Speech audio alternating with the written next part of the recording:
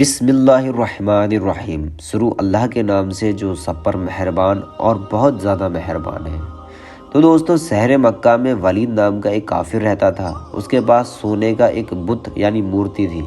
اس کو اپنا دیوتا مانتا تھا اور اس کی پوجا کرتا تھا۔ ایک دن اس بت میں حرکت پیدا ہوئی اور وہ بولنے لگا۔ ولید اس کے طرف متوجہ ہوا۔ وہ بت کہہ رہا تھا کہ اے لوگو، محمد صلی اللہ علیہ وسلم اللہ کے رسول نہیں ہیں، ان کی بات ہرگز نہ ماننا۔ ولید بہت خوش ہوا اور گھر سے نکل کر اپنے دوستوں سے ملا اور کہنے لگا، مبارک ہو، آج ہمارا دیوتا بولا ہے اور صاف صاف اس نے کہا ہے کہ محمد صلی اللہ علیہ وسلم اللہ کے رسول نہیں ہیں۔ یہ سن کر بہت سے لوگ ولید کے گھر آئے تو ان لوگوں نے بھی دیکھا کہ نبی کریم صلی اللہ علیہ وسلم کے خلاف وہی بول رہا ہے۔ سب کافر اس نئے واقعے سے بہت خوش ہوئے۔ ولید نے اعلان کرایا اور دوسرے دن بہت بڑا مجمع جمع ہوا۔ کافروں نے نبی کریم صلی اللہ علیہ وسلم کو خبر بھیجی کہ آپ آ کر ہمارے دیوتا کا بیان سن لیں، لیکن نبی کریم صلی اللہ علیہ وسلم تشریف لے گئے۔ جب آپ صلی اللہ علیہ وسلم پہنچے تو بت اس طرح بولنے لگا، اے مکہ والو، خوب جان لو کہ نبی کریم صلی اللہ علیہ وسلم اللہ کے سچے رسول ہیں، ان کا ہر قول سچا ہے اور ان کا دین برحق ہے۔ تم اور تمہارے بت جھوٹے ہیں۔ اگر تم اس سچے رسول پر ایمان نہ لائے تو جہنم میں جاؤ گے، لہٰذا عقل سے کام لو اور اس سچے رسول کے غلام بن جاؤ۔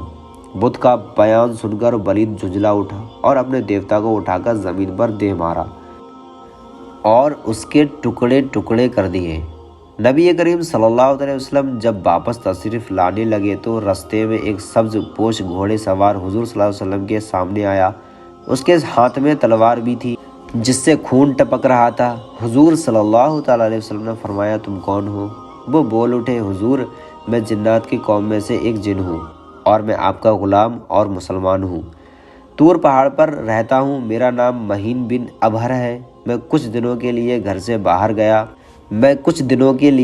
باہر گیا ہوا تھا۔ آج جب میں اپنے گھر واپس آیا تو دیکھا گھر والے رو رہے تھے۔ میں نے پوچھا، تم سب کیوں رو رہے ہو؟ انہوں نے بتایا کہ ایک کافر جن جس کا نام مسفر ہے، وہ کل مکہ گیا تھا۔ وہاں اس نے ولید کے بت میں گھس کر نبی کریم صلی اللہ علیہ وسلم کے خلاف بکواس کی ہے اور آج پھر گیا تاکہ بت میں گھس کر پھر سے حضور صلی اللہ علیہ وسلم کے خلاف بکواس کرے۔ گھر والوں سے یہ بات معلوم کر کے مجھے اس کافر جن پر سخت غصہ آیا اور تلوار لے کر دوڑا اور اسے راستے میں ہی قتل کر دیا۔ پھر آگے بڑھ کر میں ولید کے بت میں گھس گیا اور رسول اللہ صلی اللہ علیہ وسلم آج بت سے جو آواز نکلی ہے وہ میری آواز تھی۔